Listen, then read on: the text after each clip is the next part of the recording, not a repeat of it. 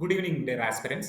അനന്ത IAS അക്കാഡമിയുടെ daily news analysis എന്ന് പറഞ്ഞ സെഷനിലേക്ക് എല്ലാവരെയും സ്വാഗതം ചെയ്യുകയാണ്. കഴിഞ്ഞ ദിവസങ്ങളിലൊക്കെ ചെയ്തുകൊണ്ടിരുന്നത് പോലെ തന്നെ പ്രിലിംസ് പേഴ്സ്പെക്റ്റീവിലും മെയിൻസ് പേഴ്സ്പെക്റ്റീവിലും നമ്മൾ ന്യൂസുകളെ അനലൈസ് ചെയ്യുകയാണ്. സോ നമുക്ക് സമയം കളയാതെ തന്നെ ഫസ്റ്റ് ന്യൂസ് ആർട്ടിക്കിളുകളിലേക്ക് പോകാം. ഫസ്റ്റ് ന്യൂസ് പ്രതീക്ഷിച്ചിരുന്നത് പോലെ തന്നെ ബ്രിക്സ് റിലേറ്റഡ് ആയിട്ടാണ്. പ്രധാനമന്ത്രി മോദിജി എവിടെയാണ് ഇപ്പോൾ? കറന്റ് ബ്രസീലിലാണ്. ബ്രസീലില് ബ്രിക്സ് സമ്മേളനത്തിൽ പങ്കെടുക്കാനായിട്ട് പോയിരിക്കുകയാണ്. സോ അതുമായി ബന്ധപ്പെട്ട് വരുന്ന വാർത്തയാണ് ഫസ്റ്റ് പേജിൽ ഇടം പിടിച്ചിരിക്കുന്നത്. നമ്മൾ കഴിഞ്ഞ ദിവസങ്ങളിൽ പ്രൈം മിനിസ്റ്ററുടെ 5 നേഷൻ വിസിറ്റിനെ കുറിച്ചിട്ട് പഠിച്ചിട്ടുണ്ടായിരുന്നു. അദ്ദേഹം ഗാനയിൽ പോയി, ട്രിനിഡാഡ് ആൻഡ് ടൊബാഗോ എന്ന് പറയുന്ന രാജ്യത്ത് പോയി. ദെൻ ഇപ്പോൾ തേർഡ് കൺട്രിയിലേക്ക് വന്നിരിക്കുകയാണ് ബ്രിക്സ്. ഇനിയിപ്പോൾ അർജന്റീനയിലും എത്യോപ്യയിലും കൂടി അദ്ദേഹത്തിന് പോകാനായിട്ടുണ്ട്. എത്യോപ്യ അല്ല, നമീബിയയിലും കൂടി അദ്ദേഹത്തിന് പോകാനുണ്ട്. ഇന്ന് അങ്ങനെ 5 രാജ്യങ്ങളാണ് അദ്ദേഹം കവർ ചെയ്യുന്നത്. ബ്രിക്സിനെ കുറിച്ച് നമ്മൾ ഇതിന് മുൻപും ഡീറ്റെയിൽ ആയിട്ട് ഡിസ്കസ് ചെയ്തിട്ടുണ്ടായിരുന്നു. July 1 news paper analysis BRICS related ആയിരുന്നു. എന്നാലും നമുക്കൊന്ന് ഡീറ്റെയിൽ ആയിട്ട് ഡിസ്കസ് ചെയ്തിട്ട് തന്നെ പോകാം. ബ്രീഫ് ആയിട്ട് ഡിസ്കസ് ചെയ്യാം, ഡീറ്റെയിൽ ആയിട്ടല്ല, ബ്രീഫ് ആയിട്ട് ഡിസ്കസ് ചെയ്ത് പോകാം. എന്താണ് ബ്രിക്സ്? ഞാൻ പറഞ്ഞിട്ടുണ്ടായിരുന്നു, 2006 G7 സബ്മിറ്റ്, G8 സബ്മിറ്റ് ആണ് ബ്രിക്സിന്റെ ഏറ്റവും അടിസ്ഥാനമായിട്ട് നമ്മൾ പറയുന്നത്. അവിടെ എക്കോണമിക് പ്രോബ്ലംസ് റിലേറ്റഡ് ആയിട്ട്, അല്ലെങ്കിൽ എക്കോണമിക് മിനിസ്റ്റേഴ്സിന്റെ അല്ലെങ്കിൽ ഫിനാൻസ് മിനിസ്റ്റേഴ്സിന്റെ ഒരു ഉച്ചകോടിയായിരുന്നു 2006 G8 ഉച്ചകോടിയായിട്ട് നടന്നത്. അവിടെ വെച്ചിട്ടാണ് ബ്രിക്സിന്റെ ഒരു തുടക്കം എന്ന് പറഞ്ഞു കഴിഞ്ഞാൽ. എന്നാൽ ആദ്യമായി ബ്രിക് എന്ന് പറയുന്ന ഒരു വാക്ക് ഉപയോഗിക്കുന്നത് Brazil, Russia, India and China, ഇങ്ങനെ 3-4 കൺട്രീസിനെ ബേസ് ചെയ്തുകൊണ്ട് ബ്രിക്സ് എന്ന് പറഞ്ഞ ഒരു വാക്ക് ഉപയോഗിക്കുന്നത് ആരാണ്? 2001 ഗോൾഡ്മൻ സാക്സിന്റെ MD ആണ് അങ്ങനെ ഒരു ടേം കോയിൻ ചെയ്തത്. അതിനുശേഷം 2008 എന്ത് സംഭവിച്ചു? ക്രൈസിസ് സംഭവിച്ചു. ഗ്ലോബൽ എക്കോണമിക് ക്രൈസിസ് സംഭവിച്ചിട്ട് ലോകത്തെ എക്കോണമീസ് എല്ലാം തകരുകയാണ്. സോ അതിന്റെ ഒരു ഇമ്മീഡിയറ്റ് എഫക്റ്റ് ആയിട്ടാണ് 2009 എമേർജിംഗ് ഗ്ലോബൽ എക്കോണമീസ്, ആരൊക്കെയാണ്? ബ്രസീൽ, ഇന്ത്യ, ചൈന എന്ന് പറയുന്ന 3 എമേർജിംഗ് എക്കോണമീസ് റഷ്യയെ കൂട്ടുപിടിച്ചുകൊണ്ട് ബ്രിക്സ് ഫോം ചെയ്യുന്നത്. എവിടെ വെച്ചിട്ടായിരുന്നു ഫസ്റ്റ് സമ്മേളനം? 2009 റഷ്യയിൽ വെച്ചിട്ടായിരുന്നു ഫസ്റ്റ് സമ്മേളനം നടക്കുന്നത്. 2010 സൗത്ത് ആഫ്രിക്ക ജോയിൻ ചെയ്യുന്നു. മനസ്സിലായോ? 2010 സൗത്ത് ആഫ്രിക്ക ജോയിൻ ചെയ്യുന്നു. ദെൻ എന്താണ് സംഭവിച്ചത്? 2011 ഇന്ത്യയിൽ വെച്ച് ബ്രിക്സ് ഉച്ചകോടി നടന്നു.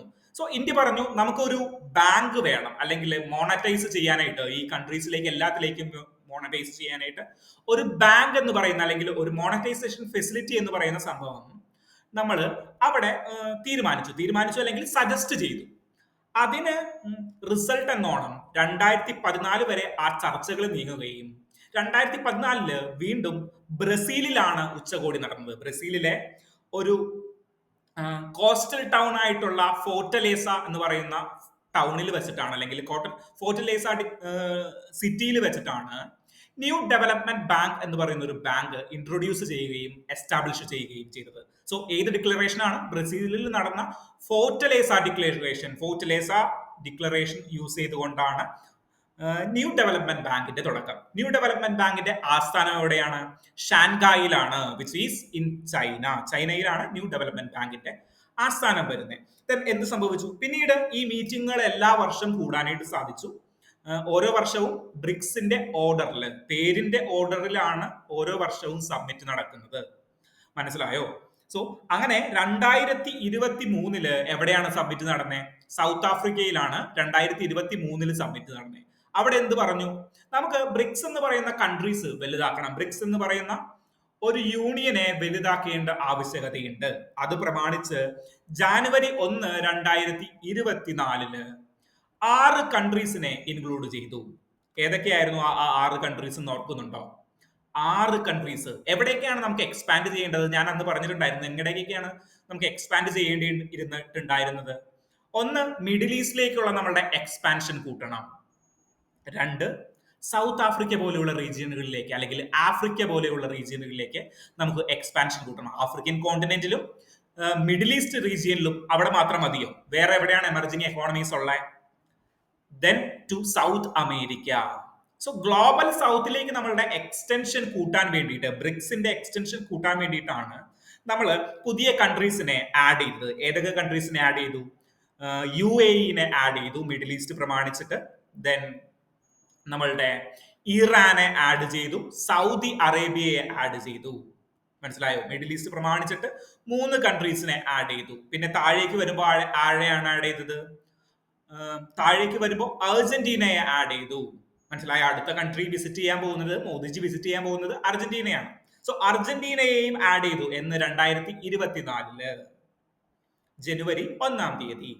അതിനുശേഷം ആരാണ് ആഡ് ചെയ്തത്? എത്തിയോപ്യയെ ആഡ് ചെയ്തു.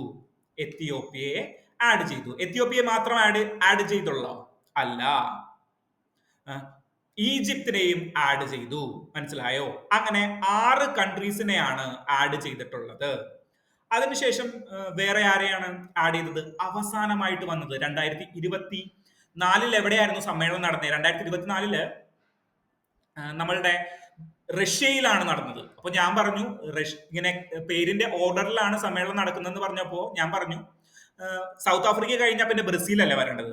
അല്ല, 2024 ബ്രസീലില് G20 സബ്മിറ്റ് നടക്കുകയായിരുന്നു. അപ്പൊ പറഞ്ഞു ഞങ്ങൾക്ക് ഇത് ചെയ്യാനായിട്ട് പറ്റില്ല, 2 സമ്മേളനം കൂടി ഒരുമിച്ച് നടത്താനായിട്ട് പറ്റില്ല, അതുകൊണ്ട് റഷ്യ ഇപ്രാവശ്യം നടത്തും, 2025 ഞങ്ങൾ നടത്തിക്കൊള്ളാം എന്ന് പറഞ്ഞു. അങ്ങനെയാണ് കഴിഞ്ഞ വർഷം റഷ്യയിലും ഈ വർഷം ബ്രസീലിലും വരുന്നത്.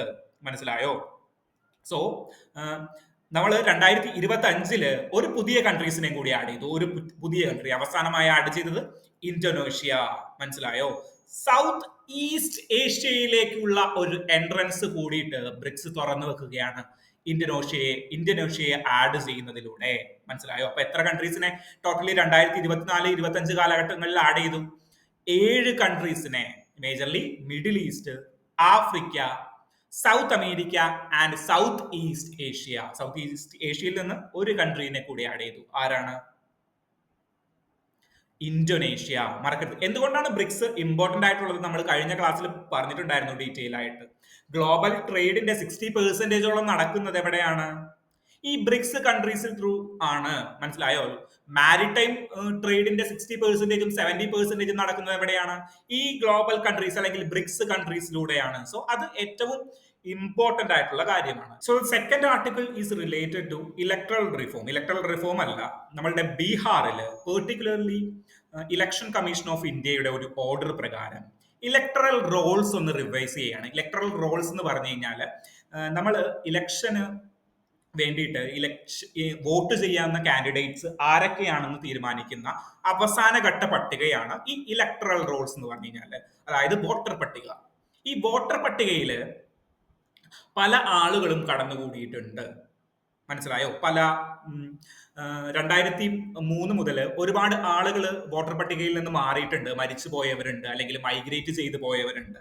അങ്ങനെയുള്ള ആളുകളുടെയൊക്കെ ഒരു ടോട്ടൽ റിവിഷൻ എവിടെ നടക്കുകയാണ്? ബീഹാറിൽ നടക്കുകയാണ്. സോ എന്തിനു വേണ്ടിയിട്ടാണ് ഇങ്ങനെ റിവിഷൻ നടക്കുന്നത്? ഇക്വാലിറ്റി അല്ലെങ്കിൽ ജസ്റ്റിസ് ഉറപ്പാക്കാനായിട്ട്, ഡെമോക്രാറ്റിക് പ്രോസസ്സ് ഏറ്റവും ട്രാൻസ്പെറന്റ് ആയിട്ട് നടക്കാൻ വേണ്ടിയിട്ടാണ് ഈ ഇലക്ഷൻ കമ്മീഷൻ ഓഫ് ഇന്ത്യ ഇങ്ങനെ ഒരു പ്രോസസ്സ് നടത്തുന്നത്.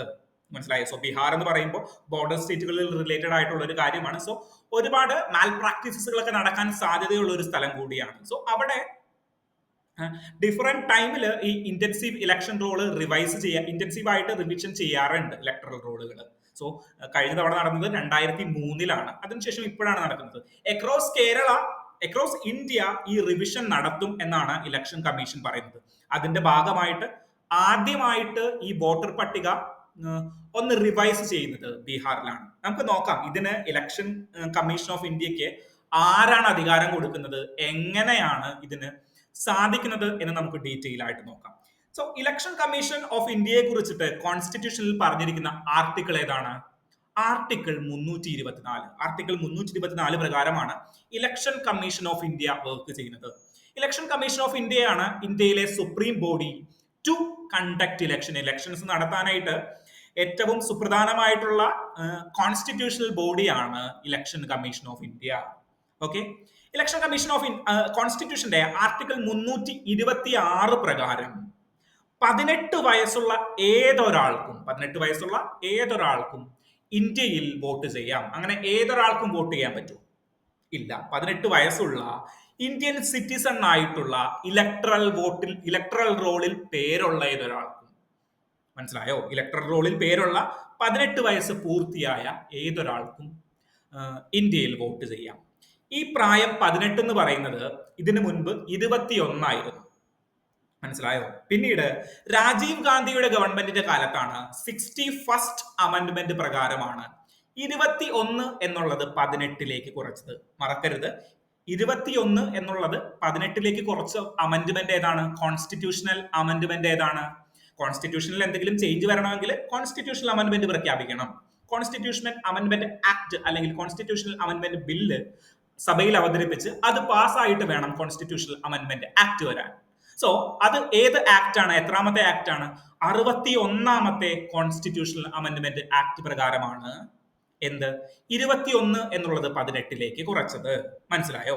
ഇനി എങ്ങനെയാണ് ഈ ഇലക്ഷൻ റോളുകളും അല്ലെങ്കിൽ ഇലക്ഷൻ എങ്ങനെയാണ് നടത്തേണ്ടത് എന്ന് തീരുമാനിക്കുന്ന ആക്ട് ഏതാണ്?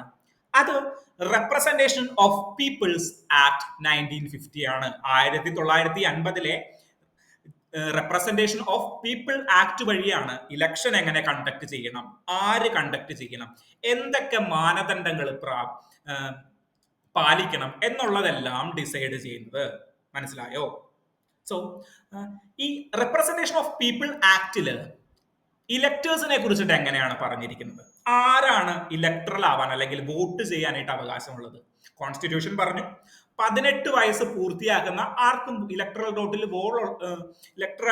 റോളില് പേരുള്ള ആർക്കും വോട്ട് ചെയ്യാനായിട്ട് സാധിക്കും. എന്നാൽ ആർക്കൊക്കെയാണ് ഈ പേര് കൊടുക്കുക അല്ലെങ്കിൽ ഇലക്ടറൽ റോട്ടിൽ എങ്ങനെയാണ് പേര് ചേർക്കുക? അതായത് സെക്ഷൻ 16 പറയുന്നത് നമ്മളുടെ representative of people's act 1950 section 16 പറയുന്നത് എന്താണെന്ന് വെച്ച് കഴിഞ്ഞാല് സിറ്റിസൺ അല്ലാത്ത ഒരാൾക്ക് ഇലക്ടറൽ റോളിൽ എൻറോൾ ചെയ്യാനായിട്ട് പറ്റില്ല. നോർമൽ ആയിട്ടുള്ള കാര്യമാണ് പറയുന്നത്. ദെൻ സെക്ഷൻ 19 പറയുന്നത് എന്താണ്? മിനിമം 18 വയസ്സ് പൂർത്തിയായിരിക്കണം.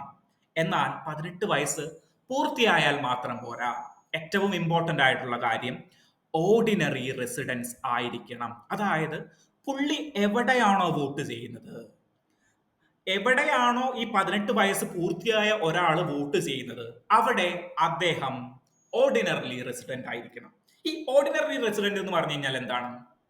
ഓർഡിനറി റെസിഡന്റ് സ്ഥിര താമസക്കാരൻ. ഈ സ്ഥിര താമസക്കാരൻ എന്ന് പറഞ്ഞു കഴിഞ്ഞാൽ വളരെ പ്രശ്നം പിടിച്ചൊരു പരിപാടിയാണ്. പല ആക്ടുകളും ഈ ഓർഡിനറി റെസിഡന്റ് എന്ന് പറയുന്ന ആളെ പലതരത്തിലാണ് ഡിഫൈൻ ചെയ്യുന്നത്. For example, income tax act. നിങ്ങൾ കൊമേഴ്സ് പഠിച്ചിട്ടുള്ളവരാണ്, അല്ലെങ്കിൽ ബികോമോ CA ചാർട്ടേഡ് അക്കൗണ്ടന്റോ അങ്ങനെ എന്തെങ്കിലും പഠിച്ചിട്ടുള്ളവരാണെങ്കിൽ ഈ ഓർഡിനറി റെസിഡന്റിന് നിങ്ങൾ വേറൊരു ഡെഫിനിഷൻ കേൾക്കും. അതായത് ഇൻകം ടാക്സിന്റെ കണ്ണില് ഒരു ഓർഡിനറി റെസിഡന്റ് എന്ന് പറഞ്ഞു കഴിഞ്ഞു കഴിഞ്ഞാല് 182 ദിവസം ഇന്ത്യയിൽ സ്ഥിരമായി നിന്നിട്ടുള്ള ഒരാളായിരിക്കണം. അതായത് ഇന്ത്യയിൽ എവിടെയെങ്കിലും 182 ദിവസം നിന്നിട്ടുണ്ടെങ്കിൽ ഇൻകം ടാക്സ് ആക്ടിന്റെ അണ്ടറിൽ അദ്ദേഹം ഓർഡിനറി റെസിഡന്റ് ആവും. മനസ്സിലായോ? പക്ഷേ ഇലക്ഷൻ കമ്മീഷൻ അല്ലെങ്കിൽ റെപ്രസെന്റേറ്റീവ് ഓഫ് പീപ്പിളുടെ ആക്ടിന്റെ അണ്ടറിൽ, അതായത് വോട്ടേഴ്സ് ലിസ്റ്റിൽ പേര് ചേർക്കാനായിട്ടുള്ള ഓർഡിനറി റെസിഡൻസ് ആവണമെങ്കിൽ അദ്ദേഹത്തിന് എന്ത് പ്രോസസ് ചെയ്യണം? അതായത് അദ്ദേഹത്തിന് ആ കോൺസ്റ്റിറ്റ്യുവൻസിയിൽ ഒരു ഡ്വെല്ലിംഗ് ഹൗസ് ഉണ്ടായിരിക്കണം, അല്ലെങ്കിൽ ഒരു വീട് ഉണ്ടായിരിക്കണം. മനസ്സിലായോ? എന്നാൽ ഒരു വീടുള്ളത് കൊണ്ട് മാത്രം ഒരാൾ ഓർഡിനറി റെസിഡന്റ് ആവില്ല. എന്താണ്? ഒരു വീടുള്ളത് കൊണ്ട് മാത്രം ഒരാൾ ഓർഡിനറി റെസിഡന്റ് ആവില്ല. മനസ്സിലായോ? പിന്നെ എന്താവണം? ഒരാൾക്ക് അവിടെ വീടുണ്ടാകണം. പക്ഷെ എനിക്ക് വീടുണ്ട്. എനിക്ക് തൃശ്ശൂർ വീടുണ്ട്, എനിക്ക് തിരുവനന്തപുരത്ത് വീടുണ്ട്, എനിക്ക് എറണാകുളത്ത് വീടുണ്ട്, എനിക്ക് 3 സ്ഥലങ്ങളിൽ വീടുണ്ട്. അപ്പൊ ഞാൻ എവിടത്തെ ഓർഡിനറി റെസിഡന്റ് ആവും? എനിക്ക് വീടുണ്ടാകണം എന്നുള്ളതാണല്ലോ, ഒരു ഡ്വെല്ലിംഗ് ഹൗസ് ഉണ്ടാകണം എന്നുള്ളതാണ് ബേസിസ്. പക്ഷേ ഡ്വെല്ലിംഗ് ഹൗസ് മാത്രമല്ല ഈ ഓർഡിനറി റെസിഡൻസിന്റെ അടിസ്ഥാനം. നിങ്ങൾ അവിടെ കുറച്ചു കാലം താമസിച്ചിരിക്കണം. എന്നാൽ ഇപ്പോ എനിക്ക് തിരുവനന്തപുരത്ത് വീടുണ്ട്, പക്ഷെ ഞാൻ ജോലിക്കായിട്ട് തൃശ്ശൂർ വന്ന് നിൽക്കുകയാണ്. സോ ഞാൻ അവിടെ ടെമ്പററി ആബ്സെന്റ് ആണല്ലോ. അപ്പോൾ ഞാൻ തൃശ്ശൂർ വന്ന് നിൽക്കുമ്പോൾ എന്റെ വോട്ടേഴ്സ് ID ഇപ്പുറത്തേക്ക് ചേഞ്ച് ചെയ്യണോ? വേണ്ട. ടെമ്പററിലി ആബ്സെന്റ് ആണെങ്കിൽ കുഴപ്പമില്ല. മൈഗ്രേഷൻ ലേബറിന് വേണ്ടിയിട്ട് നിങ്ങൾ പോയിരിക്കുകയാണ്, അങ്ങനെയൊന്നും കുഴപ്പമില്ല. നിങ്ങളുടെ അഡ്രസ് എവിടെയാണോ അവിടെയാണ് നിങ്ങൾക്ക് ബേസിക്കലി വോട്ട് വരിക. ഇതാണ് വോട്ടേഴ്സിന്റെ എൻറോൾമെന്റിന്റെ ബേസിസ് എന്ന് പറഞ്ഞു കഴിഞ്ഞാൽ. മനസ്സിലായോ? എങ്ങനെയായിരിക്കണം? ഓർഡിനറി റെസിഡന്റ് ആയിരിക്കണമെന്നാണ് സെക്ഷൻ 19 പറയുന്നത്. ഏത് ആക്ടിന്റെ? Representation of people act 1950. അതിലാണ് നിയമങ്ങളെ കുറിച്ച്, എങ്ങനെയാണ് ഇലക്ഷൻ നടത്തേണ്ടത് എന്നതിനെ കുറിച്ചൊക്കെ ഡീറ്റെയിൽ ആയിട്ട് പറയുന്ന ആക്ട്. ഇത് പറയാണ് സെക്ഷൻ 19 പറയാണ്, നിങ്ങൾ ഓർഡിനറി റെസിഡന്റ് ആണെങ്കിൽ മാത്രമാണ് നിങ്ങൾക്ക് വോട്ടേഴ്സ് ലിസ്റ്റിൽ എൻറോൾ ചെയ്യാൻ പറ്റുള്ളൂ, അല്ലെങ്കിൽ ഇലക്ട്രൽ റോൾസിൽ എൻറോൾ ചെയ്യാനായിട്ട് പറ്റത്തുള്ളൂ. മനസ്സിലായോ? ഇനി ഇപ്പൊ എന്തിനാണ് ഇവിടെ സ്പെഷ്യൽ ഇന്റൻസീവ് റിവിഷൻ നടത്തുന്നത്? ഈ സ്പെഷ്യൽ ഇന്റൻസീവ് റിവിഷൻ നടത്തുന്നത് ഒരുപാട് കാലമായിട്ട്, അതായത് 2003 സ്പെഷ്യൽ ഇന്റൻസീവ് റിവിഷൻ നടത്തിയെന്ന് ഞാൻ പറഞ്ഞല്ലോ. അത് മുതൽ പിന്നീട് വളരെ കാര്യങ്ങൾ സംഭവിച്ചു. മൈഗ്രേഷനുകൾ ഒരുപാട് കൂടി, പുതിയ ആളുകൾ വന്നു. ബീഹാറിന്റെ കേസിൽ ഈ മരണനിരക്കും ജനന നിരക്കും റെക്കോർഡ് ചെയ്യുന്നത് വളരെ കുറവാണ്. മനസ്സിലായോ? ഇപ്പോ ഹോസ്പിറ്റൽ ബർത്ത് കുറവാണ്, അതുകൊണ്ട് മരണനിരക്കും ജനന നിരക്കും റെക്കോർഡ് ചെയ്യുന്നത് കുറവാണ്. അപ്പോൾ എത്ര പേര് ജനിച്ചു, എത്ര പേര് മരിച്ചു എന്നതിന്റെ ഒരു കൃത്യമായ കണക്കുണ്ടായാൽ മാത്രമേ നമുക്ക് ഇലക്ഷൻ പ്രോസസ്സിലും അത് യൂട്ടിലൈസ് ചെയ്യാൻ പറ്റുള്ളൂ. അങ്ങനെയുള്ള കണക്കിൽ പിന്നിൽ നിൽക്കുന്ന ഒരു സംസ്ഥാനമാണ് ബീഹാർ. സോ അവിടെ ഈ എത്ര പേര് ഈ ഇലക്ഷൻ ലിസ്റ്റിൽ ഇൻക്ലൂഡഡ് ആയിട്ടുണ്ട്, അതിൽ എത്ര പേര് കൃത്യമായിട്ട് ജെനുവിൻ ആയിട്ടുള്ള കേസുകളാണ് എന്നുള്ളതെല്ലാം സംശയം നിലനിൽക്കുന്ന കാര്യങ്ങളാണ്. സോ അത് ചേഞ്ച് ചെയ്യേണ്ട ആവശ്യകതയുണ്ട്. ഒന്നാമത്തെ കാര്യം അതാണ്. രണ്ടാമത്തെ കാര്യം എന്താണ്? രണ്ടാമത്തെ കാര്യം, ഒരുപാട് മൈഗ്രേഷനുകൾ സംഭവിച്ചിട്ടുണ്ട്. ഇന്റർസിറ്റി അല്ലെങ്കിൽ ഇൻട്രാ സ്റ്റേറ്റ് ആണെങ്കിലും ഇന്റർ സ്റ്റേറ്റ് മൈഗ്രേഷനുകൾ ആണെങ്കിലും ഒരുപാട് അവിടെ സംഭവിച്ചിട്ടുണ്ട്. നമുക്കറിയാം, നമ്മളുടെ ചുറ്റിലൊക്കെ ഒരുപാട് സഹോദരങ്ങൾ ബീഹാറിൽ നിന്നും ബംഗാളിൽ നിന്നും ഒക്കെ വർക്ക് ചെയ്യുന്ന കാര്യം നമുക്കറിയാം.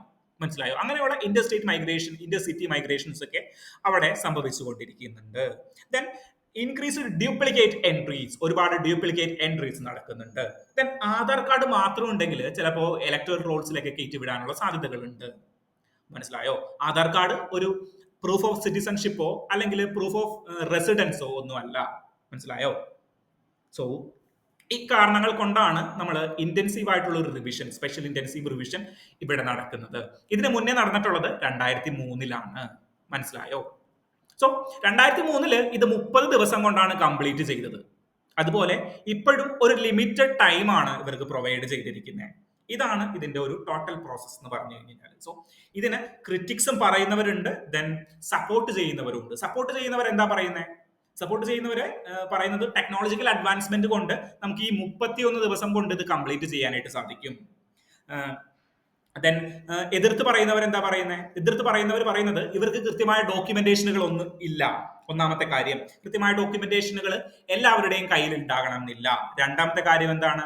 മൈഗ്രൻസിനും സ്റ്റുഡൻസിനും ഇത് വിനയായിട്ട് മാറും. കാരണം ഈ 31 ദിവസത്തിനുള്ളിൽ അവിടെ പോയിട്ട് നമ്മളുടെ ഡോക്യുമെന്റ് സബ്മിറ്റ് ചെയ്യണം എന്ന് പറഞ്ഞു കഴിഞ്ഞു കഴിഞ്ഞാൽ, അതായത് സ്വന്തം ഇലക്ട്രൽ കോൺസ്റ്റിറ്റ്യുവൻസിയിൽ പോയിട്ട് നിങ്ങളുടെ ഡോക്യുമെന്റ് സബ്മിറ്റ് ചെയ്യണം എന്ന് പറഞ്ഞു കഴിഞ്ഞു കഴിഞ്ഞാൽ കേരളത്തിൽ പണിയെടുക്കുന്ന ഒരു സഹോദരൻ തിരിച്ച് അവിടെ പോകാനായിട്ട് നിൽക്കുമോ? ഇല്ല. അപ്പോ ഈ കേരളത്തിൽ പണിയെടുക്കുന്ന സഹോദരൻ ഇലക്ട്രൽ റോളിന് പുറത്തായില്ലേ? വോട്ട് ചെയ്യാനായിട്ടുള്ള അവകാശം അദ്ദേഹത്തിന് നിഷേധിക്കപ്പെട്ടില്ലേ? സോ അവിടെ ജസ്റ്റിസ് ഡിനൈഡ് ആണ്. മനസ്സിലായോ? ഒന്നാമത്തെ കാര്യം എന്താ പറയുന്നത്? മൈഗ്രന്റ് ലേബേഴ്സ് ഒരുപാടുണ്ട്, ദെൻ സ്റ്റുഡൻസ് ഒരുപാടുണ്ട്. ഇവരെ എല്ലാവരെയും അവോയ്ഡ് ചെയ്യും. ദെൻ എന്താണ്? കൃത്യമായി ഡോക്യുമെന്റേഷൻ ഇല്ലാത്തവരുണ്ട്. കാരണം ബർത്ത് റേറ്റ് റിപ്പോർട്ട് ചെയ്യുന്നത് കുറവാണ്, ഡെത്ത് റേറ്റ് റിപ്പോർട്ട് ചെയ്യുന്നവർ കുറവാണ്. സോ അങ്ങനെയുള്ള ആളുകളെയും ഇതിൽ നിന്ന് പുറത്താക്കും. അതായത് നിങ്ങൾക്ക് രേഖയില്ലെങ്കിൽ നിങ്ങൾക്ക് വോട്ട് ചെയ്യാനായിട്ട് സാധിക്കില്ല. മനസ്സിലായോ? നിങ്ങളുടെ രേഖ എന്താണ്? രേഖ ഞങ്ങൾ പറയും. മനസ്സിലായോ? അത് ഒരു എത്തിക്കൽ ആൻഡ് മോറൽ പ്രോബ്ലം ആണ്. മനസ്സിലായോ?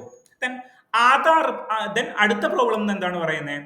ആധാർ കാർഡ് അല്ലെങ്കിൽ ആധാർ കാർഡ് ഒരു പ്രൂഫായിട്ട് അംഗീകരിക്കുന്നില്ല. ആധാർ കാർഡ് എല്ലാവരുടെ കൈകളിലും ഇപ്പോൾ എത്തിയിട്ടുള്ള ഒരു സാധനമാണ് ഈ ആധാർ കാർഡ് എന്ന് പറയുന്നത്.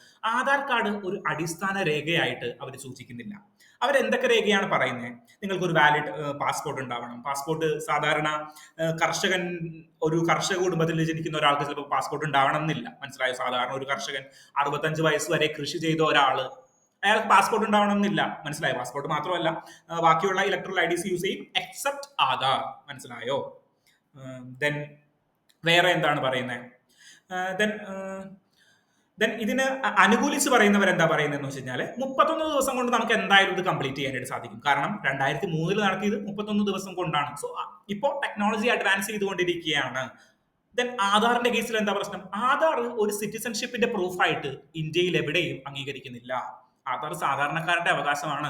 എന്നിട്ട് സൈഡിൽ ആധാർ കാർഡിന്റെ സൈഡിൽ എഴുതിയിട്ടുണ്ട് ഇത് ഒരു സിറ്റിസൺഷിപ്പിന്റെ പ്രൂഫ് അല്ല. മനസ്സിലായോ?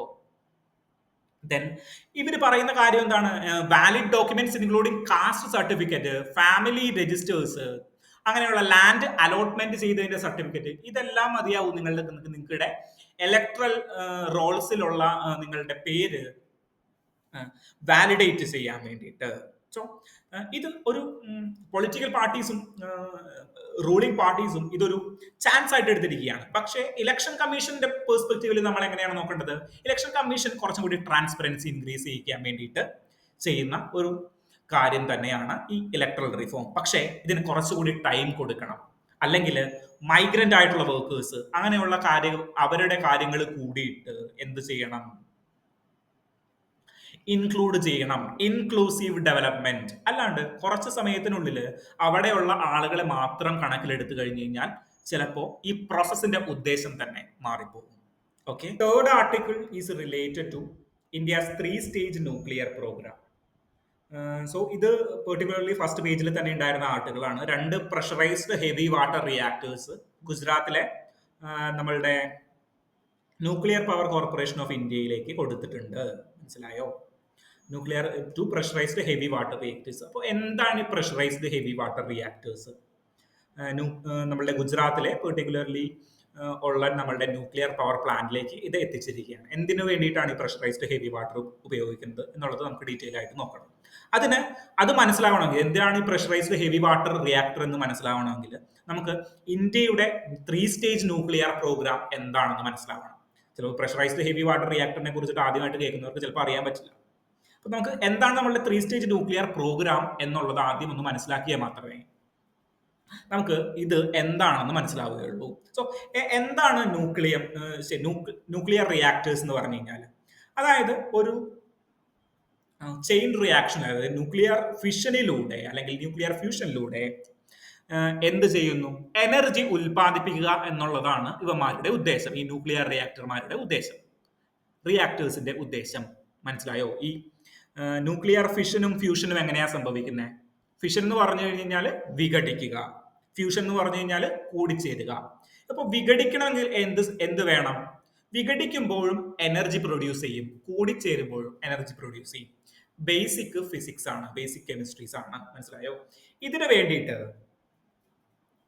വേണ്ടിയിട്ട് നമ്മൾ പല മിനറൽസും യൂസ് ചെയ്യും, അല്ലെങ്കിൽ മൂലകങ്ങളും നമ്മൾ യൂസ് ചെയ്യും. അതിന് ഇമ്പോർട്ടൻ്റ് ആയിട്ട് യൂസ് ചെയ്യുന്ന ഒരു റോ മെറ്റീരിയൽ ആണ് എന്ത്? യുറാനിയം. ഈ യുറേനിയത്തിന്റെ പ്രത്യേകത എന്താണ്? യുറേനിയമാണ് ലോകത്ത് പ്രഗത്ഭമായിട്ട് അല്ലെങ്കിൽ ഏറ്റവും ഇമ്പോർട്ടൻ്റ് ആയിട്ട് ന്യൂക്ലിയർ റിയാക്ടറുകളിൽ യൂസ് ചെയ്യുന്ന റോ മെറ്റീരിയൽ. മനസ്സിലായോ? അങ്ങനെ ന്യൂക്ലിയർ റിയാക്ടേഴ്സിൽ യൂസ് ചെയ്യാൻ പറ്റുന്ന മെറ്റീരിയലുകളെ നമ്മൾ 2 കാറ്റഗറി ആയിട്ട് വിളിക്കും. എന്തൊക്കെയാണ് 2 കാറ്റഗറികൾ? ഒന്ന് fissile material, 2 fertile material. Fissile material, fertile material. Nuclear റിയാക്ടറിൽ യൂസ് ചെയ്യാൻ പറ്റുന്ന റോ മെറ്റീരിയൽസിനെ, പെർട്ടിക്കുലർലി മിനറൽസിനെ, എന്തൊക്കെ മിനറൽസ്? യുറേനിയം പോലെ അല്ലെങ്കിൽ തോറിയം പോലെയുള്ള മിനറലുകൾ, പ്ലൂട്ടോണിയം പോലെയുള്ള മിനറലുകൾ, അങ്ങനെയുള്ള മിനറലുകളെ നമ്മൾ എന്ത് പേര് വിളിക്കും? 2 ആയിട്ട് എങ്ങനെ ഡിവൈഡ് ചെയ്യും? Fertile material and fissile material. എന്താണ് ഫെർട്ടൈൽ മെറ്റീരിയൽ? എന്താണ് ഫിസൈൽ മെറ്റീരിയൽ? ഫെർട്ടൈൽ മെറ്റീരിയൽ എന്ന് പറഞ്ഞു കഴിഞ്ഞാൽ ഡയറക്റ്റ് ഒരു കെമിക്കൽ റിയാക്ഷനിൽ, അതായത് ഡയറക്റ്റ് ഒരു നമ്മളുടെ ന്യൂക്ലിയർ ഫ്യൂഷനിൽ അല്ലെങ്കിൽ ന്യൂക്ലിയർ ഫിഷനിൽ ഇൻവോൾവ് ചെയ്യാൻ പറ്റുന്ന മെറ്റീരിയലുകളെയാണ് ഫിസൈൽ മെറ്റീരിയൽ എന്ന് പറയുന്നത്. മനസ്സിലായോ? ഡയറക്റ്റ് നമ്മളുടെ ന്യൂക്ലിയർ ഫിഷൻ സാധ്യമാകുന്ന മെറ്റീരിയലുകളെയാണ്, കെമിക്കലുകളെയാണ് ഫിസൈൽ മെറ്റീരിയൽ എന്ന് പറഞ്ഞു കഴിഞ്ഞാൽ. ഫെർട്ടൈൽ മെറ്റീരിയൽ എന്ന് പറഞ്ഞു കഴിഞ്ഞാൽ എന്താണ്? ഫെർട്ടൈൽ മെറ്റീരിയൽ എന്ന് പറഞ്ഞു കഴിഞ്ഞാൽ ഡയറക്ട്ലി അതിന് ന്യൂക്ലിയർ പ്രോപ്പർട്ടീസ് ഉണ്ടാവില്ല, അല്ലെങ്കിൽ ന്യൂക്ലിയർ എനർജി ക്രിയേറ്റ് ചെയ്യാൻ പറ്റില്ല. പക്ഷേ വേറെ ഏതെങ്കിലും ഐസോട്ടോപ്പുകളായിട്ട് മാറിക്കഴിഞ്ഞാൽ, ഐസോട്ടോപ്പുകൾ എന്ന് പറഞ്ഞു കഴിഞ്ഞാൽ സെയിം അറ്റോമിക് നമ്പറും ഡിഫറെന്റ് മാസ് നമ്പേഴ്സും ഉള്ളതാണ്. സോ വേറെ ഏതെങ്കിലും ഐസോട്ടോപ്പുകളായിട്ട് മാറിക്കഴിഞ്ഞാലോ അല്ലെങ്കിൽ അത് വേറെ എന്തെങ്കിലും ചേഞ്ച് ചെയ്ത് കഴിഞ്ഞാലോ അതിനെ ഫിസൈൽ മെറ്റീരിയൽ ആയിട്ട് മാറ്റാനായിട്ട് സാധിക്കും. അതായത് നമ്മളുടെ ന്യൂക്ലിയർ റിയാക്ടേഴ്സിൽ യൂസ് ചെയ്യുന്ന എക്സാക്ട് റോ മെറ്റീരിയൽസ് ആയിട്ട് മാറാൻ സാധിക്കും. മനസ്സിലായോ? ഒന്നുകൂടി പറയാം. അതായത് ഫിസൈൽ മെറ്റീരിയൽ ആയിട്ടും ഫെർട്ടൈൽ മെറ്റീരിയൽ ആയിട്ടും നമ്മൾ ഇതിന്റെ റോ മെറ്റീരിയൽസിനെ, പെർട്ടിക്കുലർലി മിനറൽസിനെ ഡിവൈഡ് ചെയ്യുന്നു. ഫിസൈൽ മെറ്റീരിയൽ എന്ന് പറഞ്ഞാൽ എന്താണ്? ഫിസൈൽ എന്ന് പറഞ്ഞു കഴിഞ്ഞാൽ എന്താണ്? കത്തുക. മനസ്സിലായോ? സോ കത്തുന്ന ദ്രാവകവും കത്താൻ സഹായിക്കുന്ന മാധ്യമവും ഫെർട്ടൈൽ മെറ്റീരിയൽ എന്ന് പറഞ്ഞു കഴിഞ്ഞാൽ ഇട്ട് കൊടുക്കുക, മനസ്സിലായോ? സോ ഡയറക്ട്ലി ഇതിന് എന്ത് സാധിക്കും? ഇതിന് നമ്മളുടെ ന്യൂക്ലിയർ റിയാക്ടേഴ്സിൽ അല്ലെങ്കിൽ നമ്മളുടെ ന്യൂക്ലിയർ ഫിഷന് സാധിക്കും. വേറെ ചേഞ്ചസ് ഒന്നും വരുത്തേണ്ട ആവശ്യമില്ല. ഫോർ എക്സാമ്പിൾ യുറേനിയം 238, മനസ്സിലായോ? സോ അങ്ങനെ യുറേനിയം 238 അല്ല, യുറേനിയം 235. യുറേനിയം 238 എന്ന് പറയുന്നത് ഒരു ഫെർട്ടൈൽ മെറ്റീരിയൽ ആണ്. ഫെർട്ടൈൽ മെറ്റീരിയൽ എന്ന് പറഞ്ഞു കഴിഞ്ഞാൽ എന്താണ്? ഫെർട്ടൈൽ മെറ്റീരിയൽ എന്ന് പറഞ്ഞു കഴിഞ്ഞാൽ സ്വയം അത് കത്തില്ല, അല്ലെങ്കിൽ സ്വയം ന്യൂക്ലിയർ ഫിഷനിലേക്ക് സംഭവിക്കില്ല. വേറെ ഏതെങ്കിലും ഐസോട്ടോപ്പ് ആയിരിക്കണം. അതായത് യുറേനിയം 238 പോലെയല്ല, യുറേനിയം 235 വരണം.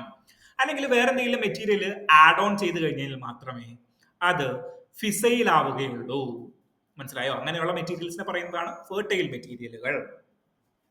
സോ ഈ ഇന്ത്യയുടെ ന്യൂക്ലിയർ സ്റ്റേജ് പ്രോഗ്രാം 3 സ്റ്റേജ് ആയിട്ടാണ് നടത്തുന്നത്. നമ്മളുടെ അറ്റോമിക് എനർജിയുടെ പിതാവായിട്ടുള്ള ഹോമി ജെ ബാബയാണ് ഇങ്ങനെ ഒരു 3 സ്റ്റേജ് പ്രോഗ്രാം ഇൻട്രൊഡ്യൂസ് ചെയ്തത്. കാരണം എന്താണ് ഇങ്ങനെ ഒരു 3 സ്റ്റേജ് പ്രോഗ്രാം?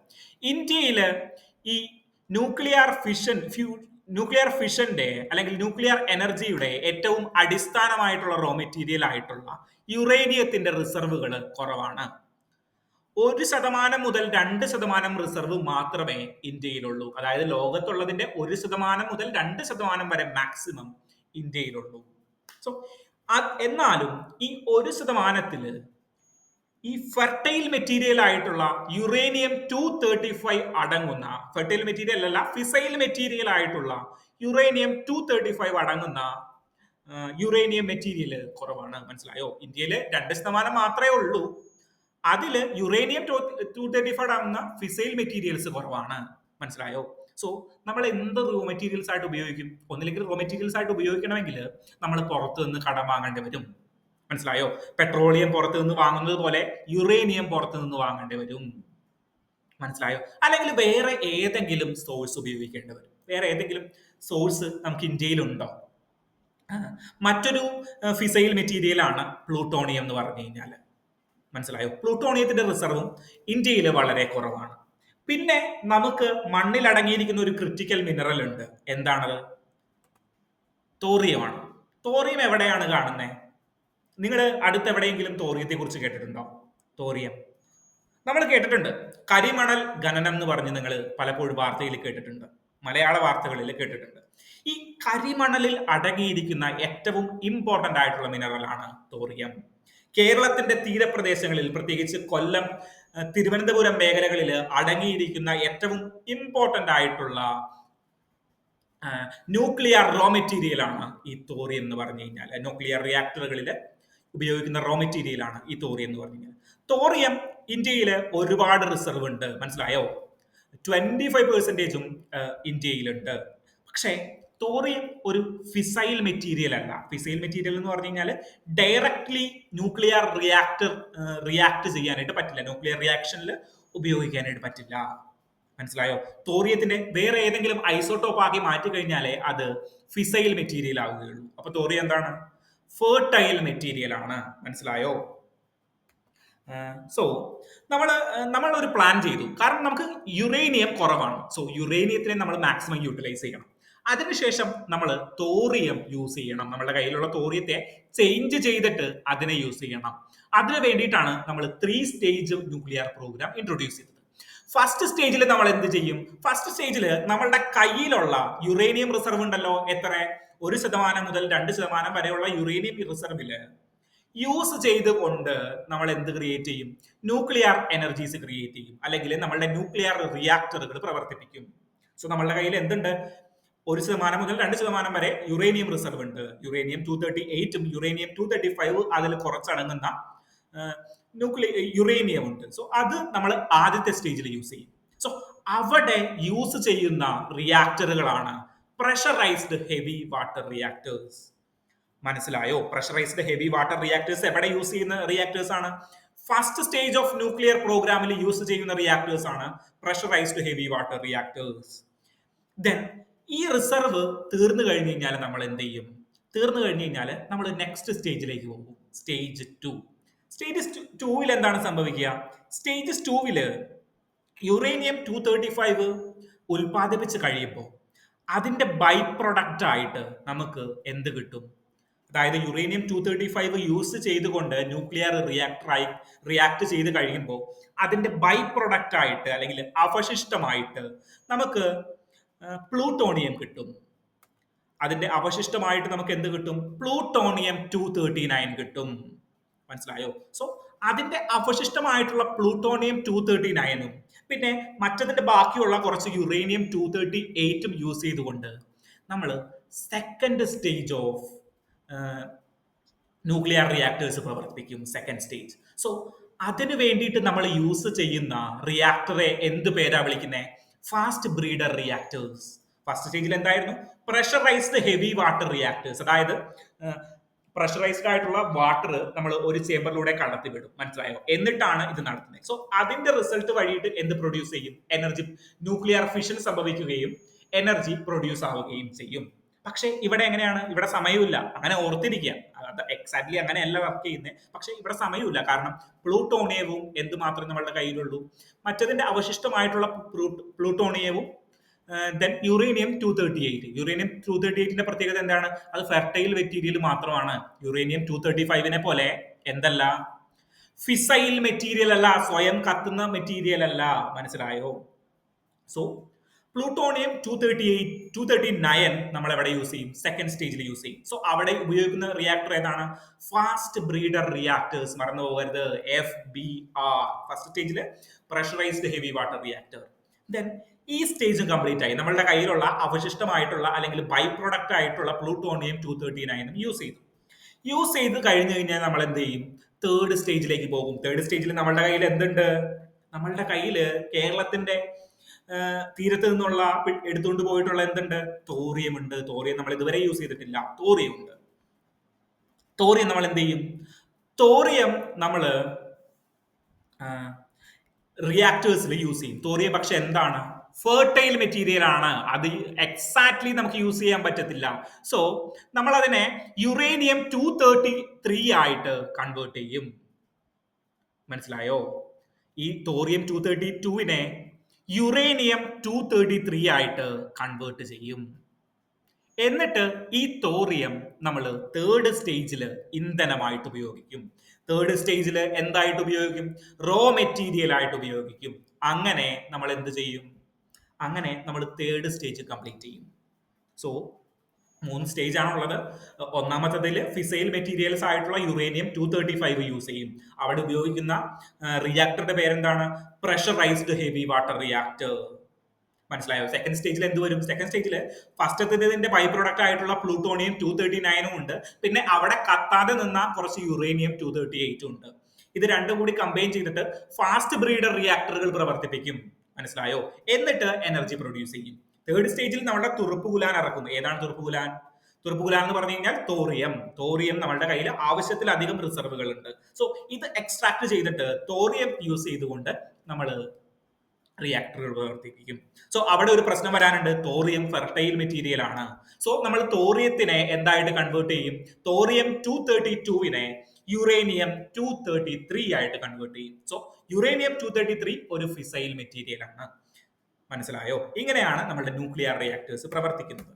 സോ ഇവിടെ എന്താ പറഞ്ഞിരിക്കുന്നത്? 2 പ്രഷറൈസ്ഡ് ഹെവി വാട്ടർ റിയാക്ടേഴ്സ്. അപ്പോൾ ഏത് സ്റ്റേജ് ആണ്? പ്രഷറൈസ്ഡ് ഹെവി വാട്ടർ റിയാക്ടേഴ്സ് എന്ന് പറയുമ്പോൾ നമ്മളെ ഓട്ടോമാറ്റിക്കലി എങ്ങോട്ടേക്ക് പോകണം? ഫസ്റ്റ് സ്റ്റേജ് ഓഫ് ഇതിലേക്കാണ്. ഫസ്റ്റ് സ്റ്റേജ് റിയാക്ടേഴ്സിലാണ് പോകുന്നത്. അവിടെ മെറ്റീരിയൽ എന്തായിരിക്കും? യുറേനിയം 238 ആയിരിക്കും. മനസ്സിലായോ? ഇങ്ങനെയാണ് കറന്റ് അഫയേഴ്സിനെ കണക്ട് ചെയ്യുന്നത്. ഇത് സയൻസ് ആൻഡ് ടെക്നോളജിയിൽ നമ്മൾ ക്ലാസ്സുകളിൽ ഡീറ്റെയിൽ ആയിട്ട് പഠിക്കുന്ന ഒരു 3 സ്റ്റേജ് പ്രോഗ്രാം ആണ്. നിങ്ങൾക്ക് ഇത് കൃത്യമായിട്ട് മനസ്സിലാകണമെങ്കിൽ നോൺ സയൻസ് ബാക്ക്ഗ്രൗണ്ട് സ്റ്റുഡന്റ് ആണെങ്കിൽ ന്യൂക്ലിയർ ഫിഷൻ എങ്ങനെയാണ് നടക്കുന്നത്, ദെൻ ഐസോടോപ്പുകൾ എന്താണ് എന്നൊക്കെ മനസ്സിലാക്കി കഴിഞ്ഞാൽ ഡീറ്റെയിൽ ആയിട്ട് ഇതിന് ഒരു സ്ട്രക്ചർ കിട്ടുള്ളൂ. മനസ്സിലായോ? ഞാൻ മുന്നേ ക്ലാസ്സുകളിൽ പറഞ്ഞ പോലെ ഒരു കൺസെപ്ച്വൽ ക്ലാരിറ്റി കിട്ടുള്ളൂ. മനസ്സിലായോ? സോ ഇത് മനസ്സിലാക്കി വെക്കുക. 3 സ്റ്റേജ് ഓഫ് പ്രോഗ്രാം ഉണ്ട് നമ്മുടെ കയ്യിൽ. ഫസ്റ്റ് സ്റ്റേജിൽ എന്താണ്? നമ്മളുടെ ഫിസൈൽ മെറ്റീരിയൽ ആയിട്ടുള്ള യുറേനിയം 235 യൂസ് ചെയ്തുകൊണ്ടാണ് നമ്മൾ യൂസ് ചെയ്യുന്നത്. സെക്കൻഡ് സ്റ്റേജിലേക്ക് വരുമ്പോൾ അതിന്റെ ബൈ പ്രൊഡക്റ്റ് ആയിട്ടുള്ള പ്ലൂട്ടോണിയം 239 നമ്മൾ യൂസ് ചെയ്യും. മനസ്സിലായോ? അവിടെ എന്ത് ഉണ്ട്? അവിടെ നമ്മൾ യൂസ് ചെയ്യുന്നത് ഫസ്റ്റ് സ്റ്റേജിലാണെങ്കിൽ പ്രഷറൈസ്ഡ് ഹെവി വാട്ടർ റിയാക്ടേഴ്സ് ആണ്. സെക്കൻഡ് സ്റ്റേജിലാണെങ്കിലോ ഫാസ്റ്റ് ബ്രീഡേഴ്സ് റിയാക്ടേഴ്സ് ആണ്. ദെൻ തേർഡ് സ്റ്റേജിൽ നമ്മൾ തുറപ്പുകുലാൻ ഇറക്കി. ഏതാണ്? തോറിയം. തോറിയം യൂസ് ചെയ്തിട്ട് എന്ത് ചെയ്തു? തോറിയം യൂസ് ചെയ്തുകൊണ്ട് നമ്മൾ തേർഡ് സ്റ്റേജും കംപ്ലീറ്റ് ചെയ്തു. ഇങ്ങനെ ഒരു 3 സ്റ്റേജ് ഓഫ് ന്യൂക്ലിയർ പ്രൊജക്റ്റ് ആണ് നമ്മൾ ഇംപ്ലിമെന്റ് ചെയ്തിരിക്കുന്നത്. അതിൽ പല ന്യൂക്ലിയർ പവർ പ്ലാന്റുകളും ഇപ്പോഴും ഫസ്റ്റ് സ്റ്റേജിലേക്ക് എത്തിയിട്ടുള്ളൂ എന്ന് കാണിക്കുന്നതാണ് ഈ പ്രഷറൈസ്ഡ് ഹെവി വാട്ടർ റിയാക്ടേഴ്സിന്റെ യൂസേജ്. മനസ്സിലായോ? സോ ഇവിടെ പറഞ്ഞിരിക്കുന്ന ഒരു അറ്റോമിക് എനർജി റെഗുലേറ്ററി ബോർഡിനെ കുറിച്ചിട്ടും നമുക്കൊന്ന് ഡീറ്റെയിൽ ആയിട്ട് ഡിസ്കസ് ചെയ്യുന്നുണ്ട്. സോ ഈ അറ്റോമിക് എനർജി റെഗുലേറ്ററി ബോർഡ് 1983 സ്ഥാപിതമാകുന്നത്. മനസ്സിലായോ? ഇതൊരു സ്റ്റാറ്റ്യൂട്ടറി ബോർഡാണോ? സ്റ്റാറ്റ്യൂട്ടറി ബോർഡ് എന്ന് വെച്ച് കഴിഞ്ഞാൽ എന്താണ്? ഏതെങ്കിലും ഒരു നിയമത്തിന്റെ അടിസ്ഥാനത്തിൽ രൂപീകരിക്കുന്നതാണ് സ്റ്റാറ്റ്യൂട്ടറി ബോർഡ്. ഫോർ എക്സാമ്പിൾ, കോൺസ്റ്റിറ്റ്യൂഷന്റെ ഉള്ളിൽ ഇപ്പോ പറഞ്ഞിട്ടുണ്ട്. ഇലക്ഷൻ കമ്മീഷനെ കുറിച്ച് നമ്മൾ നേരത്തെ പറഞ്ഞില്ലേ? ഇലക്ഷൻ കമ്മീഷൻ കോൺസ്റ്റിറ്റ്യൂഷന്റെ ഉള്ളിൽ പറഞ്ഞിട്ടുണ്ട്. സോ അത് കോൺസ്റ്റിറ്റ്യൂഷണൽ ബോഡിയാണ്. മനസ്സിലായോ? കോൺസ്റ്റിറ്റ്യൂഷണൽ ബോഡി, കോൺസ്റ്റിറ്റ്യൂഷന്റെ അകത്ത് പറഞ്ഞിട്ടുള്ള ബോഡീസ് എല്ലാം കോൺസ്റ്റിറ്റ്യൂഷണൽ ബോഡീസ് ആണ്. പക്ഷേ ഏതെങ്കിലും ഒരു ആക്ടിന്റെ കീഴിൽ അല്ലെങ്കിൽ ഏതെങ്കിലും ഒരു നിയമത്തിന്റെ അടിസ്ഥാനത്തിൽ രൂപപ്പെടുന്ന ബോർഡുകളെയാണ്, കമ്മിറ്റീസിനെയാണ് സ്റ്റാറ്റ്യൂട്ടറി ബോഡീസ് എന്ന് പറയുന്നത്. മനസ്സിലായോ? സോ അറ്റോമിക് എനർജി ബോർഡ് ഒരു സ്റ്റാറ്റ്യൂട്ടറി ബോർഡാണോ? 1983 നിലവിൽ വന്നപ്പോൾ തീർച്ചയായിട്ടും സ്റ്റാറ്റ്യൂട്ടറി ബോർഡാണ്. ഏത് നിയമത്തിന്റെ അണ്ടറിലാണ്? അറ്റോമിക് എനർജി ആക്ട് 1962 അണ്ടറിലാണ് statutory atomic energy regulatory board രൂപീകരിക്കുന്നത് 1983. മനസ്സിലായോ? എന്താണ് ഇതിന്റെ ഉദ്ദേശം? അറ്റോമിക് എനർജി പ്രൊഡ്യൂസ് ചെയ്യുന്നത് ചിലപ്പോൾ മാരകമായിട്ടുള്ള ഇമ്പാക്റ്റുകൾ ഉണ്ടാവാനായിട്ട് സാധ്യതയുണ്ട്. സോ ഇതിനെല്ലാം റെഗുലേറ്റ് ചെയ്യുക എന്നുള്ളതാണ് അറ്റോമിക് എനർജി ബോർഡിന്റെ, എനർജി റെഗുലേറ്ററി ബോർഡിന്റെ ഉദ്ദേശം എന്ന് പറഞ്ഞു കഴിഞ്ഞാൽ. ദെൻ ഇതിന്റെ ഒരു ബേസിസ് ആയിട്ട് വരുന്ന ഒരു കാര്യം കൂടി ഉണ്ട്. എന്താണ്? Environment protection act. അതിന്റെ അണ്ടറിലും ഇത് അതോറിറ്റിയും റൂൾസും ഡിറൈവ് ചെയ്യുന്നുണ്ട്. സോ ഇത് മനസ്സിലാക്കുക. ഇതാണ് 3 സ്റ്റേജ് പ്രോഗ്രാം വരുന്നത്. First pressurised heavy water reactor, then fast breeder reactor, then breeder reactors മൂന്നാമത്തെ സ്റ്റേജിൽ നമ്മൾ യൂസ് ചെയ്യും. മൂന്നാമത്തെ സ്റ്റേജിൽ എന്താ യൂസ് ചെയ്യുന്നത്? തോറിയമാണ് നമ്മളുടെ കയ്യിലുള്ള തുറപ്പുകുലാൻ. ദെൻ നമുക്ക് മൂന്നാമത്തെ ആർട്ടിക്കിളിലേക്ക് പോകാം. മൂന്നാമത്തെ ആർട്ടിക്കിൾ എഡിറ്റോറിയൽ പേജിലുള്ള ഖേലോ ഭാരത് നീതി എന്ന് പറയുന്ന നമ്മളുടെ ന്യൂ സ്പോർട്സ് പോളിസിനെ കുറിച്ചിട്ട് ഉള്ളതാണ്. ഇന്ത്യ 2036 ഒളിമ്പിക്സ് സംഘടിപ്പിക്കാനായിട്ട് ശ്രമിക്കുന്നുണ്ട് എന്നാണ് മോദിജി പറഞ്ഞിരിക്കുന്നത്. അതായത് 2036 വേദി തെരഞ്ഞെടുക്കാനുള്ള ബിഡില് അല്ലെങ്കിൽ ലേലത്തില് ഇന്ത്യയും പാർട്ടാകും എന്നാണ് മോദിജി അനൗൺസ് ചെയ്തിരിക്കുന്നത്. സോ അതിന്റെ അടിസ്ഥാനത്തിൽ കുറച്ച് കാലങ്ങളായിട്ട് ഇന്ത്യയുടെ നാഷണൽ സ്പോർട്സ് പോളിസി നമ്മൾ ഒന്ന് ചേഞ്ച് ചെയ്യാനായിട്ട് ഉദ്ദേശിച്ചിട്ടുണ്ടായിരുന്നു. അത് പ്രമാണിച്ച് 2024 നാഷണൽ സ്പോർട്സ് പോളിസിയുടെ ഒരു ഡ്രാഫ്റ്റ് പുറപ്പെടുവിക്കുകയും കരട് രേഖ പുറപ്പെടുവിക്കുകയും അതിനുശേഷം 2025 ജൂലൈ 1 അത് പ്രാബല്യത്തിൽ വരികയും ചെയ്തു. അപ്പൊ നമുക്ക് ഏറ്റവും ഇമ്പോർട്ടന്റ് അല്ലേ? ആണോ? UPSC സംബന്ധിച്ചിടത്തോളം ഏറ്റവും ഇമ്പോർട്ടന്റ് ആണോ? ഏറ്റവും ഇമ്പോർട്ടന്റ് ആണ്. സോ ഇത് മെയിൻസ് പെർസ്പെക്റ്റീവിൽ ഒന്ന് നമുക്ക് അനലൈസ് ചെയ്യാം. കഴിഞ്ഞ ദിവസം നമ്മളുടെ ഹിന്ദുവിന്റെ, എനിക്ക് തോന്നുന്നു ജൂലൈ 2 തോന്നുന്നു, ടെക്സ്റ്റ് ആൻഡ് കോണ്ടെക്സ്റ്റ് സെഷനിൽ എങ്ങനെയാണ് നമ്മളുടെ സ്പോർട്സ് ഇവോൾവ് ചെയ്തത് എന്നുള്ളത് ഡീറ്റെയിൽ ആയി കൊടുത്തിട്ടുണ്ട്. സോ ആ ഒരു ആർട്ടിക്കിളും ഞാൻ ഈ ഒരു സ്ലൈഡ് പ്രിപ്പറേഷനിൽ ഇന്നത്തെ ടോപ്പിക്കിൽ ആധാരമായിട്ട് എടുത്തിട്ടുണ്ട്. മനസ്സിലായോ? സോ പണ്ട് മുതലേ നമ്മൾ സ്പോർട്സിലൊക്കെ അഗ്രഗണ്യനായിരുന്നു. പല പരിപാടികളും നമുക്ക് നമ്മൾ ഒരുപാട് ഹിസ്റ്ററി ഉള്ള ആളുകളാണല്ലോ. സോ നമുക്ക് 1950 മുതലുള്ള കാലഘട്ടം നോക്കാം. 1947 നമുക്ക് സ്വാതന്ത്ര്യം കിട്ടി. മനസ്സിലായോ? 1947 നമുക്ക് എന്ത് കിട്ടി? സ്വാതന്ത്ര്യം കിട്ടി. സ്വാതന്ത്ര്യം കിട്ടി കഴിഞ്ഞപ്പോൾ നമ്മൾ എന്തിനാണ് ഫോക്കസ് ചെയ്തത്? ക്രിക്കറ്റ് കളിക്കാൻ പോകാമെന്നാണോ നെഹ്റു പറഞ്ഞത്? അല്ല, നേഷൻ ബിൽഡിങ്ങിലാണ് നമ്മൾ ഫോക്കസ് കൊടുത്തത്. കാരണം എന്താണ്? പട്ടിണിയാണ്, അഷ്ടിക്ക് വകയില്ല, കഞ്ഞി കുടിച്ച് ജീവിക്കാൻ വകയില്ല, പിന്നെയാണ് കോലും കൊണ്ട് ക്രിക്കറ്റ് കളിക്കാൻ പോകുന്നത്. സോ നമ്മൾ വലിയ ഇമ്പോർട്ടൻസ് എന്തിനു കൊടുത്തില്ല? സ്പോർട്സിന് കൊടുത്തിട്ടുണ്ടായിരുന്നില്ല. പക്ഷെ 1951 ആദ്യത്തെ ഏഷ്യൻ ഗെയിംസ് നമ്മളാണ് സംഘടിപ്പിച്ചത്. എന്തൊരു ഐറണിയാണെന്ന് നോക്കണേ. സോ ആദ്യത്തെ ഏഷ്യൻ ഗെയിംസ് നമ്മളാണ് സംഘടിപ്പിക്കുന്നത് 1951. സോ ഇതിനുശേഷം 1950 all India councils four sports എന്ന് പറഞ്ഞിട്ട് നമ്മളൊരു കൗൺസിൽ രൂപീകരിച്ചു. എന്തിനാണ്? സ്പോർട്സ് കാര്യങ്ങളിൽ നമ്മൾ അഡ്വൈസും സപ്പോർട്ടും കൊടുക്കുന്നതിന് വേണ്ടിയിട്ട് ഒരു all India council four sports, എന്തിനു വേണ്ടിയിട്ട് all India council four sports. പക്ഷെ അത് കഴിഞ്ഞിട്ട് വലിയ തിരിഞ്ഞു നോക്കലുകളൊന്നും നമ്മൾ കൊടുത്തിട്ടില്ല. കാരണം നമ്മൾ നാഷണൽ ബിൽഡിങ്ങിന്റെ തിരക്കിലായിരുന്നു. നമുക്ക് പട്ടിണി മാറ്റേണ്ടിയിരിക്കുന്നു. ദെൻ നമ്മളുടെ സ്ട്രക്ചറുകൾ എന്തൊക്കെ, കോൺസ്റ്റിറ്റ്യൂഷണൽ സ്ട്രക്ചറുകൾ, ഇൻസ്റ്റിറ്റ്യൂഷനുകൾ എല്ലാം ബലപ്പെടുത്തേണ്ടിയിരിക്കുന്നു. എഡ്യൂക്കേഷനിൽ ഫോക്കസ് ചെയ്യണം, ന്യൂട്രീഷനിൽ ഫോക്കസ് ചെയ്യണം, ദെൻ ജെൻഡർ ഈക്വാലിറ്റിയിൽ ഫോക്കസ് ചെയ്യണം. അങ്ങനെ ഡിഫറെന്റ് കാര്യങ്ങളിൽ നമ്മൾ ഫോക്കസ് ചെയ്യേണ്ടിയിരിക്കുന്നു. സോ നമ്മൾ സ്പോർട്സിനെ കുറച്ച് അങ്ങോട്ട് മാറ്റിവെച്ചു.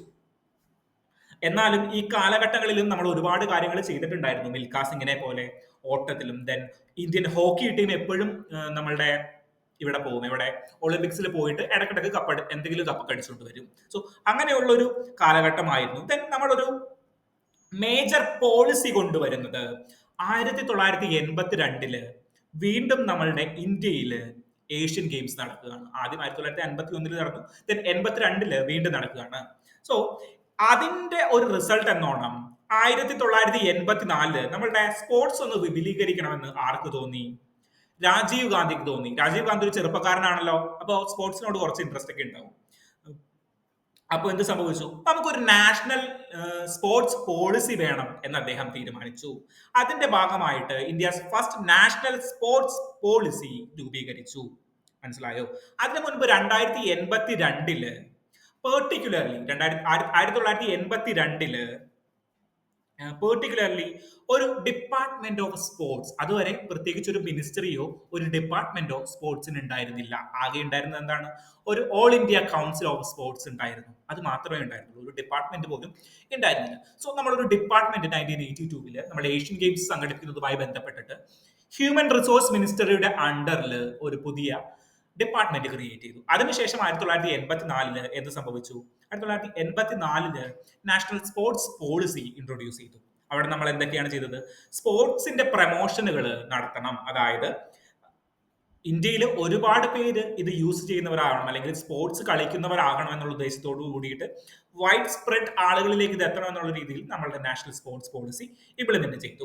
1986 ഇത് എഡ്യൂക്കേഷണൽ പോളിസിയുടെ ഭാഗമാക്കി മാറ്റി. അതായത് നാഷണൽ എഡ്യൂക്കേഷൻ പോളിസിയുടെ ഭാഗമായിട്ട് 1986 ഈ സ്പോർട്സും ഇൻക്ലൂഡ് ചെയ്യിച്ചു.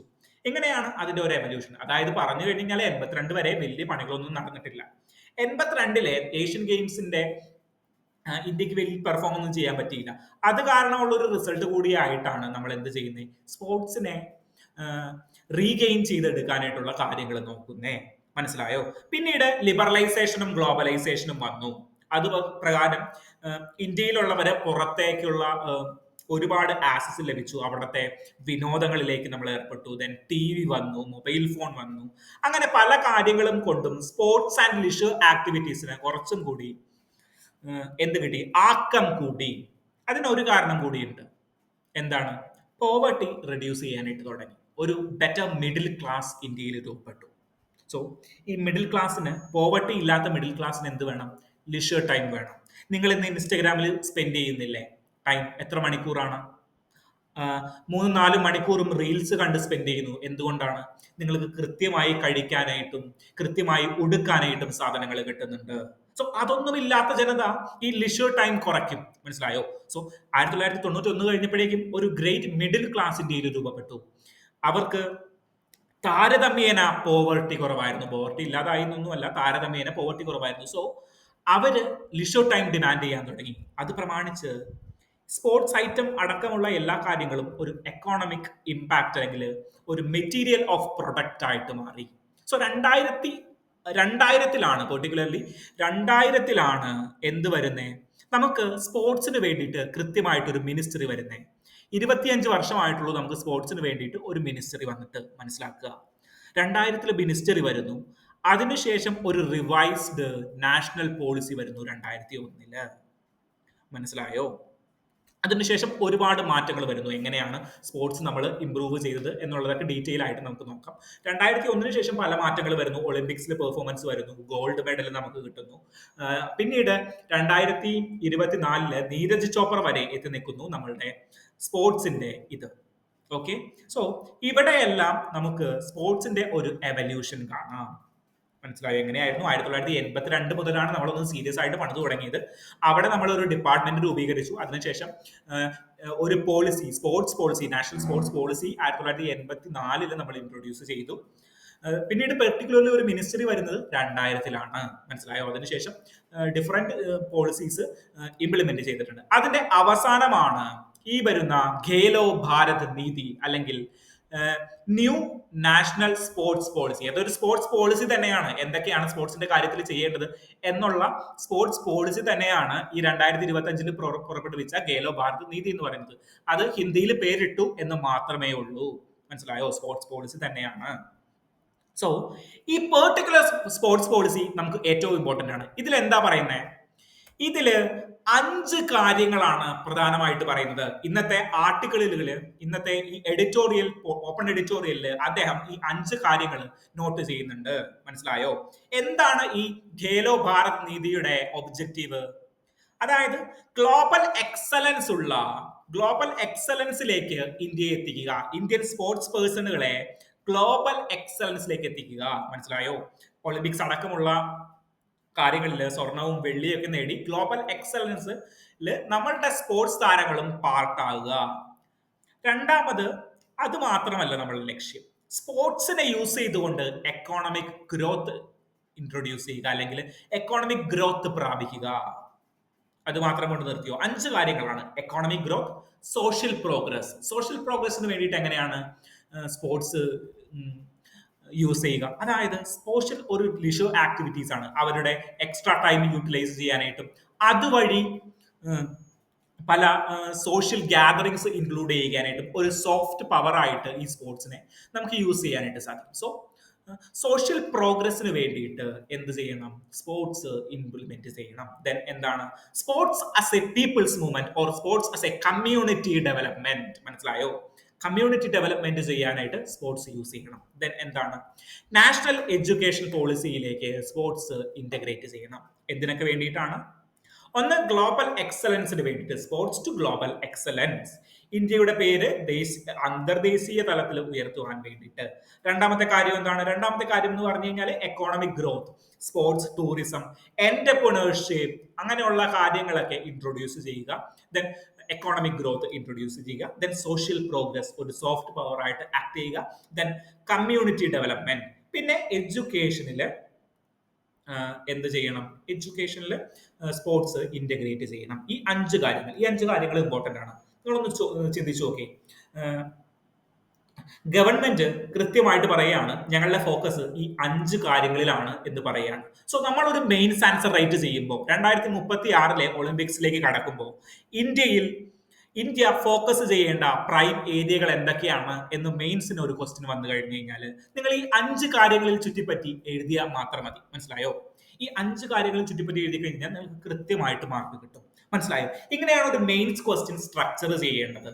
നമ്മൾ പത്രം വായിച്ചു പോകുമ്പോൾ വെറുതെ അങ്ങോട്ട് വായിച്ചു പോയാൽ പോരാ. എങ്ങനെയാണ് ഞാൻ അതിൽ നിന്ന് ഒരു മെയിൻസ് ആൻസർ എഴുതാൻ പോവുക എന്നുള്ളത് ഡീറ്റെയിൽ ആയിട്ട് നിങ്ങളൊന്ന് മനസ്സിലാക്കി വെക്കണം. മനസ്സിലായോ? സോ ഈ 5 കാര്യങ്ങളെ കുറിച്ചും ഡീറ്റെയിൽ ആയിട്ട് ഞാൻ ഇവിടെ നോട്ട് കൊടുത്തിട്ടുണ്ട്. നമ്മളുടെ ഈ നോട്ടുകൾ കിട്ടാനായിട്ട് ടെലഗ്രാം ചാനലിലോ വാട്സപ്പിലോ നിങ്ങൾക്ക് മെസ്സേജ് അയക്കാം. ടെലഗ്രാമിൽ ഓട്ടോമാറ്റിക്കലി അപ്ഡേറ്റ് ചെയ്യും. ഇല്ല, നിങ്ങൾക്ക് കിട്ടുന്നില്ല എന്നാണെങ്കിൽ വാട്സപ്പിൽ നിങ്ങൾക്ക് താഴെ കൊടുത്തിരിക്കുന്ന നമ്പറിൽ നിങ്ങൾക്ക് ഒരു വാട്സപ്പ് മെസ്സേജ് അയച്ചു കഴിഞ്ഞ് കഴിഞ്ഞാൽ നിങ്ങൾക്ക് ഈ സ്ലൈഡുകൾ നിങ്ങൾക്ക് കിട്ടും. ഓക്കെ, സോ നമുക്ക് നെക്സ്റ്റ് ആർട്ടിക്കിളിലേക്ക് പോകാം. ഈ ആർട്ടിക്കിൾ എന്താണെന്ന് വെച്ച് കഴിഞ്ഞാൽ നാഷണൽ മൈനോറിറ്റി കമ്മീഷനെ കുറിച്ചിട്ട് ആണ്. നാഷണൽ മൈനോറിറ്റി കമ്മീഷന് കുറച്ച് നാളുകളായിട്ട് ഒരു നാഥനില്ലാ കളരിയാണ്.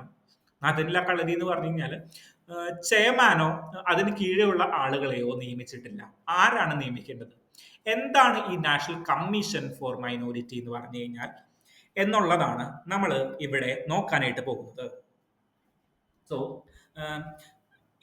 നാഷണൽ ഒരു മൈനോറിറ്റീസ്, എത്ര മൈനോറിറ്റീസ് ഉണ്ട് ഇന്ത്യയിൽ? ഇന്ത്യയിൽ പ്രധാനമായിട്ടും 5 മൈനോറിറ്റീസ് ആണുള്ളത്. ആരൊക്കെയാണ്?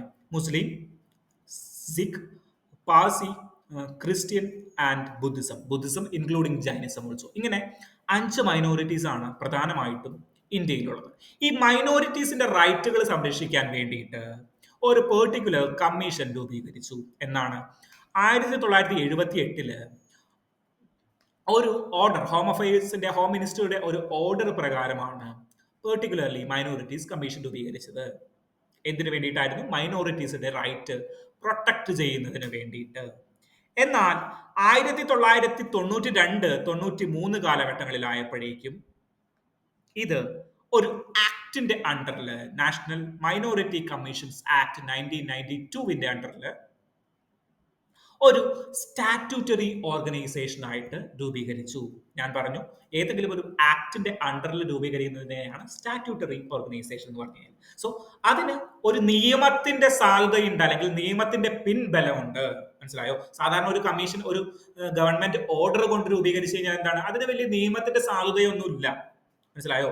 എപ്പം നിർത്തിയിട്ട് പോകണം എന്ന് പറഞ്ഞു കഴിഞ്ഞാലും അത് നിർത്താനായിട്ട് സാധിക്കും. പക്ഷെ നിയമത്തിന്റെ സാധ്യത ഉണ്ടെങ്കിൽ നമുക്ക് കോടതികളിൽ ഉൾപ്പെടെ അതിന് ചലഞ്ച് ചെയ്യാനായിട്ട് സാധിക്കും. പിന്നീട് അതൊരു സ്റ്റാറ്റ്യൂട്ടറി ഓർഗനൈസേഷൻ ആയിട്ട് മാറി. മനസ്സിലായോ?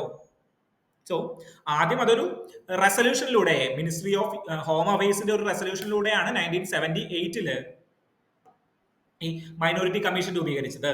എന്നാൽ 2014 വരെ ജൈനിസത്തെ എന്തിൽ ഉൾപ്പെടുത്തിയിട്ടില്ല? നാഷണൽ മൈനോറിറ്റി കമ്മീഷനിൽ മൈനോറിറ്റി ആയിട്ട് ഉൾപ്പെടുത്തിയിട്ടില്ല. 6th ഒഫീഷ്യലി മൈനോറിറ്റി ആയി ഉൾപ്പെടുത്തിയിരിക്കുന്നത് ജെയിൻസിനെ 2014 ഇതാണ് മൈനോറിറ്റി കമ്മീഷന്റെ ഒരു ചരിത്രം എന്ന് പറഞ്ഞു കഴിഞ്ഞാൽ. ഏതൊക്കെ കമ്മ്യൂണിറ്റീസ് ആണ് ഇൻക്ലൂഡഡ് ആയിരിക്കുന്നത് എന്നിവിടെ ഞാൻ ഡീറ്റെയിൽ ആയിട്ട് കൊടുത്തിട്ടുണ്ട്. എന്താണ് ഇപ്പോൾ കറന്റ്ലി ഉള്ള പ്രശ്നം? കറന്റ്ലി ഇതിന്റെ ചെയർപേഴ്സേഴ്സിനെയും വൈസ് ചെയർപേഴ്സണെയും നിയമിക്കുന്നില്ല. ആര്? ഗവൺമെന്റ് റെക്കമെൻഡ് ചെയ്ത് നിയമിക്കുന്നില്ല. സോ ഇത് ഒരു എത്ര മെമ്പേഴ്സ് ഉള്ള കമ്മീഷനാണ്? ഈ കമ്മീഷന്റെ ഉത്ഭവത്തെ കുറിച്ച് നമ്മൾ പഠിച്ചു. ഇനി ഇത് എത്ര മെമ്പേഴ്സ് ഉള്ള കമ്മീഷനാണ്? ഇത് ഒരു 7 മെമ്പർ കമ്മിറ്റിയാണ്. 7 മെമ്പർ കമ്മിറ്റിയാണ്. ചെയർപേഴ്സണും വൈസ് ചെയർപേഴ്സണും കൂടാതെ 5 മെമ്പേഴ്സ് ഉണ്ടാവും.